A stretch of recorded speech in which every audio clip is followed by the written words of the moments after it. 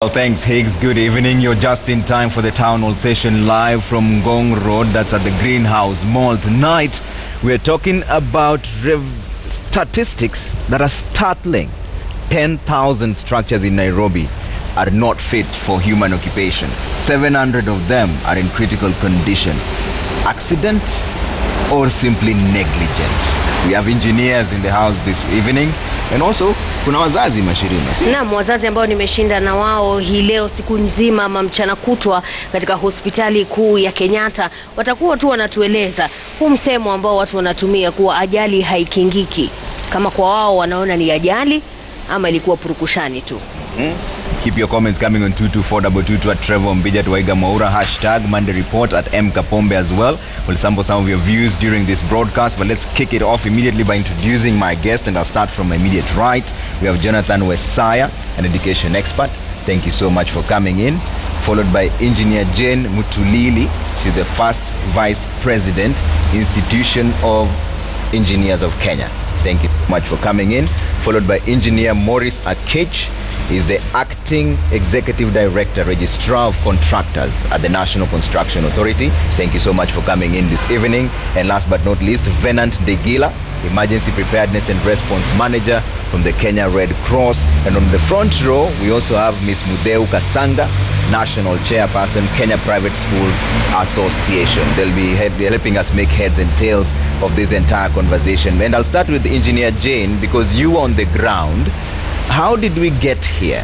Who should take the blame for this? Because what did you see while you're there, and who do you think slept on the job?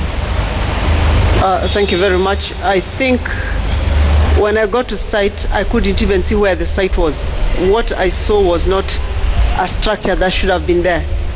The slab, or what was supposed to be the slab, was actually just a mesh, some meshware, some concrete that was not even like concrete. So I still don't even understand how it could stand on its own weight. So that in itself, I couldn't even see what structure that was. So essentially you're saying this disaster was just in waiting. It was inevitable. It was going to happen anyway. As I said, I couldn't actually fathom how it was a structure in the first instance. Yeah. That used to be a temporary building with timber and iron sheets on the side. How somebody could place a slab on top of that, I don't think any of us engineers has been able to understand that. I send the photos around, and the kind of questions I'm getting from fellow engineers, we just don't understand how that ever happened anyway. Engineer Morris, who should be taking responsibility for this? Trevor, thank you for the opportunity. Let me start by sending my condolences to the family, relatives and friends of the innocent souls that lost their lives this morning. I must start by saying that whatever happened today is unfortunate, and it is a result of what we may call collective responsibility. We all know that a developer will have in mind what they want to come up with, and when they have already conceptualized it, they have to look for a professional. Then from there, they seek for necessary approvals. From there on, of course, we come in and do our part and do the quality assurance and so on and so forth. Then we get a standard structure that can withstand the test of time. Is that where the problem lies? Those many layers of approvals, therefore it gives people an opportunity to circumvent the system, so to speak.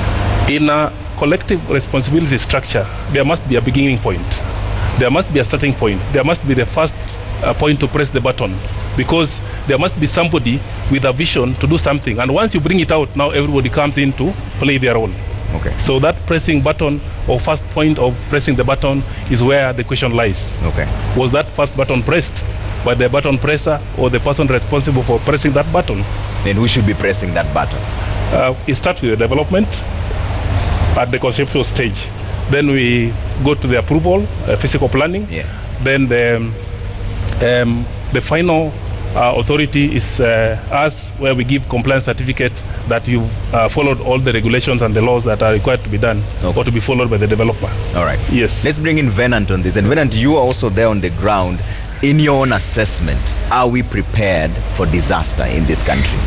Trevor, thank you. I would like to say, Paul, again for for the affected families, and it's quite a sad day in this country. Again, we are facing a similar thing which has happened before. This is quite a test, again, as a country, quite a test of our preparedness for disaster, preparedness vis-a-vis preventive mechanisms, and we have not scored very well today because of the effects. We have seen loss of lives and serious injuries.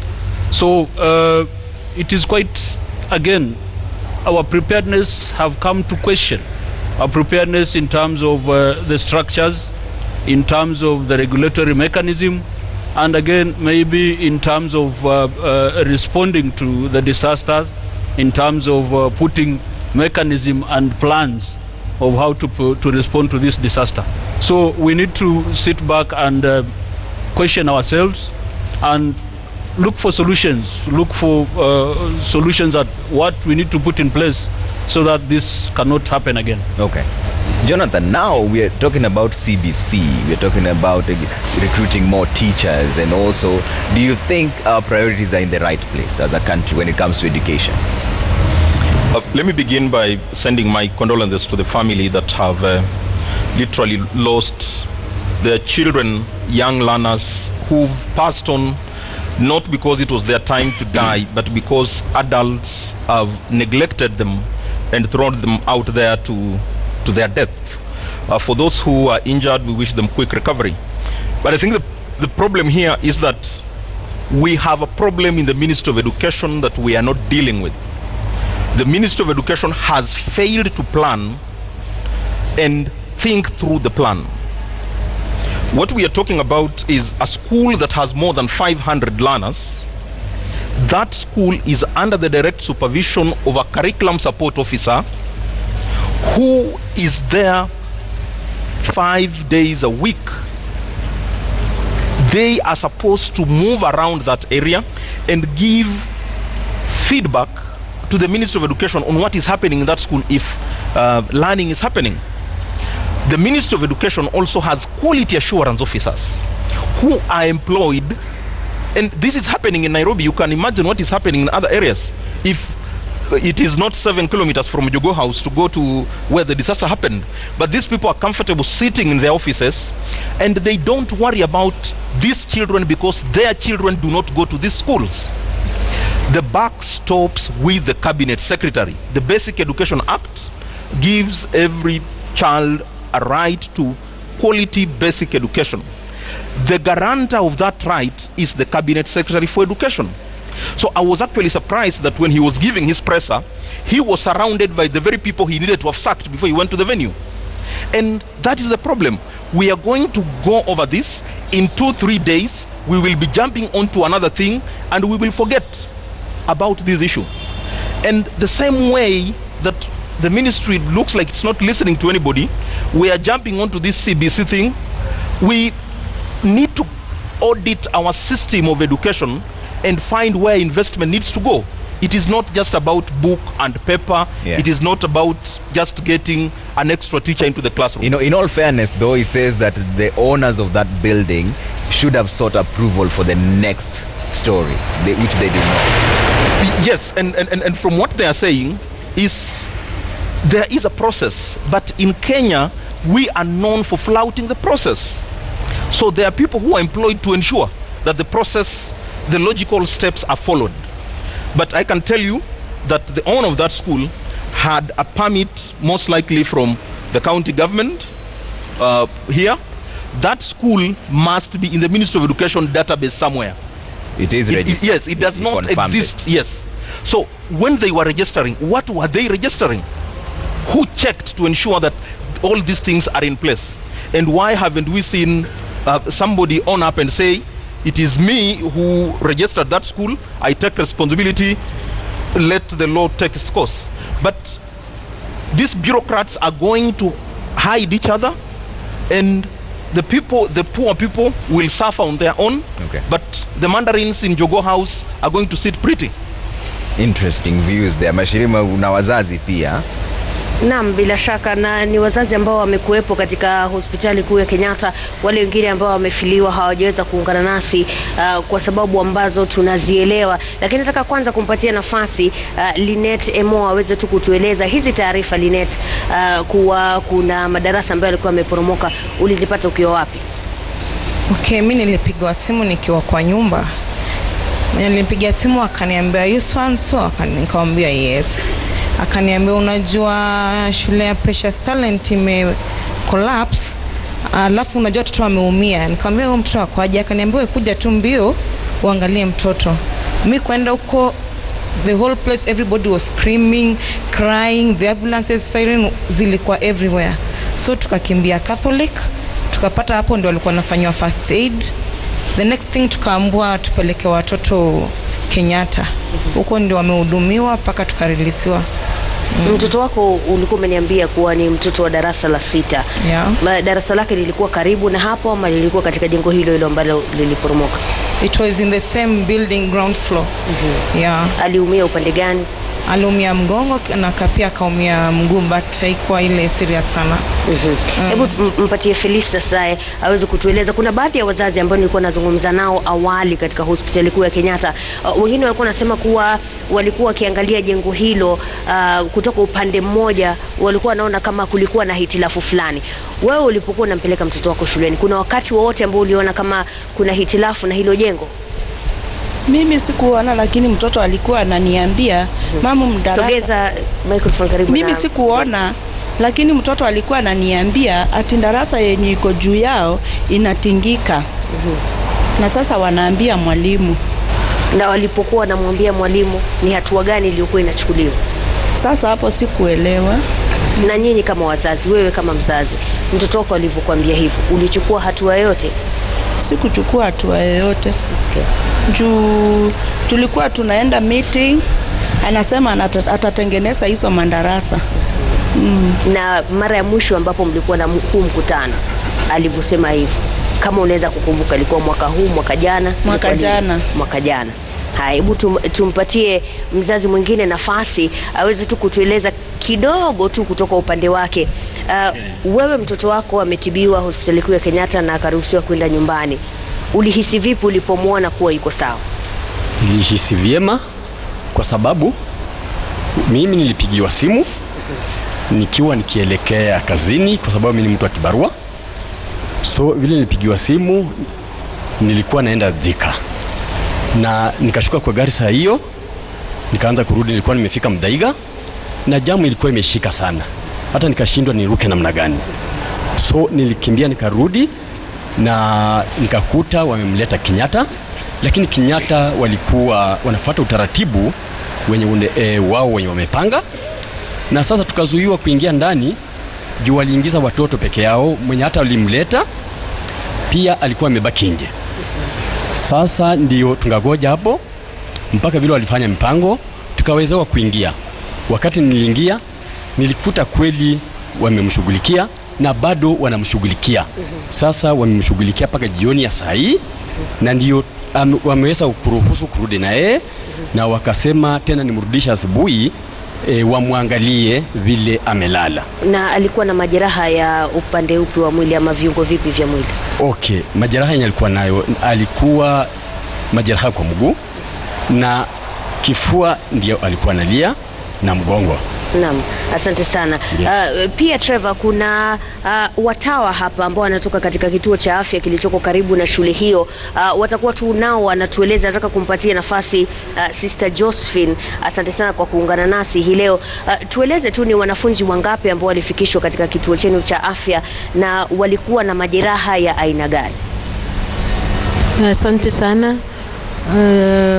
Tulipoamka asubuhi, hiyo ndio jambo ilituamkia, na kusema kwa namba wanafunzi walikuwa wengi zaidi ya 100, na tulikuwa tunatibu wale tunaweza, wengine ndio tulikuwa tunapeleka hospitali zingine.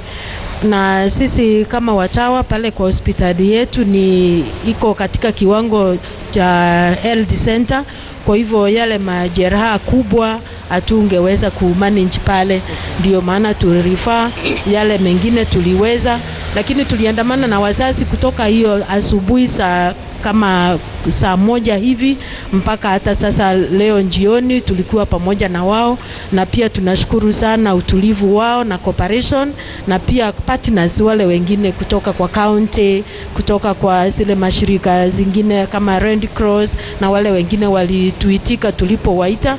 Tulishirikiana vizuri sana na tukimalizia tuliona kwamba huo ushirikiano ni mzuri, na kama hiyo center kwa sababu iko katika kile kijiji ambao iko semi-slum, kama ingekuwa na equipments afadhali kuliko zile ziko, ingehudumia hao watoto haraka na zaidi kuliko hiyo sasa process ya kuwasafirisha na hiyo procedure yote. Asante sana. Trevor. All right. And Engineer Jane, I'd like to bring you in on this, and you heard what the parents are saying, and you said that when you got there, that structure should not have been there in the first place. What are some of the basics that a structure that is almost like a school should adhere to from an engineer's perspective? Thank you very much. I think one of my, when I got to the site, as I said, I couldn't even see where the structure was. Yes. I understand it used to be a temporary structure. So as a temporary structure, I believe it was fine. For any structure, for you to start going up, by the way, even a temporary structure has some basics. For example, the columns that are holding the, you have a column, and then you have timber across so that you can put the iron sheets, pin the iron sheets on that. Even that needs to be structurally stable, because even that can fall. It's only that if it fell, the injury will not be so much.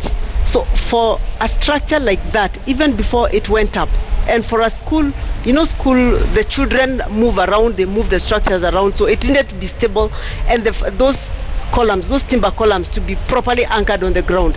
I never saw any anchorage. Actually, we were looking at where one column could have been and the other one, and we never saw anything like that. So even the temporary structure itself was there. It stood, I don't know for how long, but it was not properly done. Okay. But as a temporary structure, it worked. For anybody to start thinking of going above, as to suspend a slab, or even if it's a timber deck or a concrete slab, a lot of engineering needs to be done. Okay. When I was on site, I said I could almost swear that there was no engineer who was involved in that. I would want to maintain that, because that level of carelessness, I wouldn't want to believe anybody can. Okay. But I also, having said that, I'm also wondering, the owner of that structure, what could they have had in mind? I mean, by the time you are suspending, some people are scared of heights. By the time you are suspending a slab like that, how did you expect it to stand? That is the one thing that we don't understand. Okay. You can't put mesh wire or chicken wire and expect it to stand. You can't put what was there for timber was actually off cuts. I don't even know how they were anchored to the. So I just don't know how it was supposed to stand. Okay. So that was it.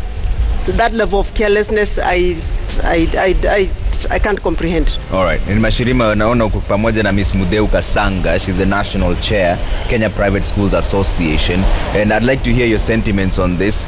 Is this school, the Ministry of Education says it's registered, but under Kenya Private Schools Association, what was your reaction when you saw that, number one? And our reaction was similar to what the engineer and Mr. Wasawa are saying, that we cannot understand which standards the Ministry of Education used to register this school. The standards used to register schools are very clear and articulated in the Basic Education Act. And if indeed it was an ABET school, the alternative provision for basic education and training school, the standards are still very clear there. So again, I have to agree with Mr. Wesawa here.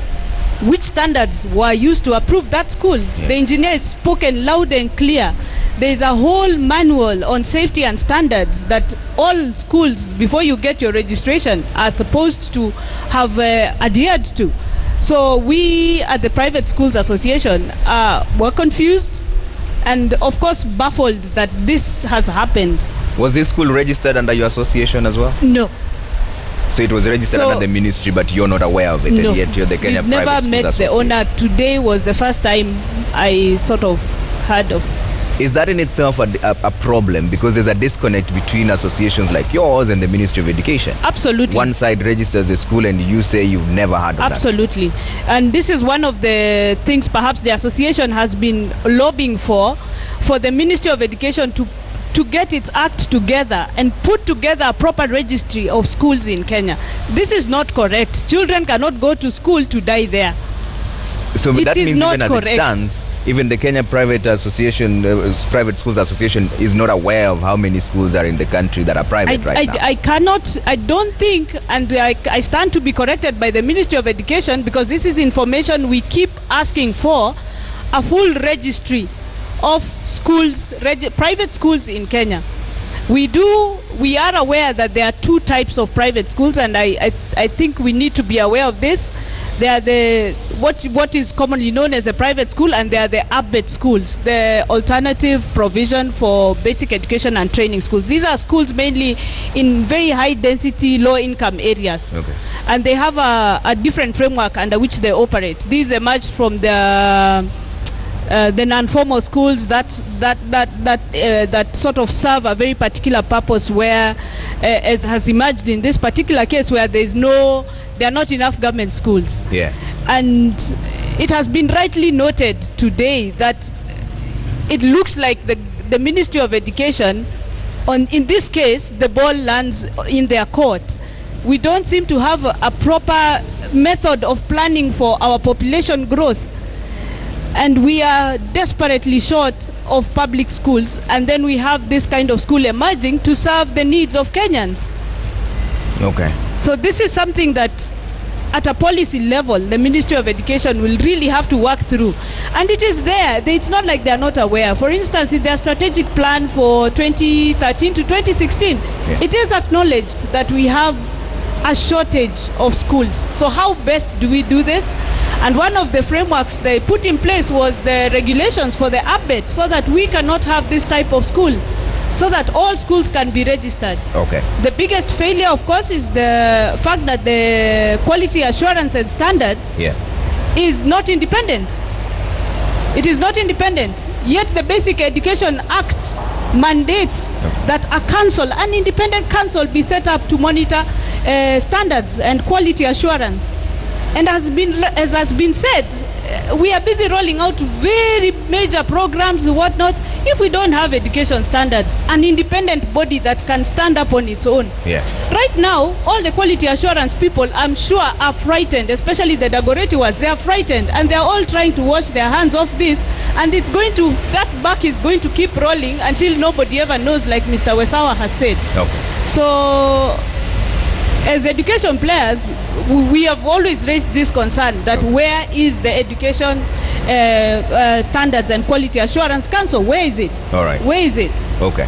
This is the biggest elephant in the room in the Ministry of Education. All right, let's take a quick break here on the Monday Townhall session. When we come back, I'd like to hear from Engineer Morris. If I'm a layman parent, what are some of the telltale signs that I can see and say that this building is not good for human occupation and my children should not even go there? And then I'll also come to Venant and find out that the parents were seeking information at KNH and it was not forthcoming.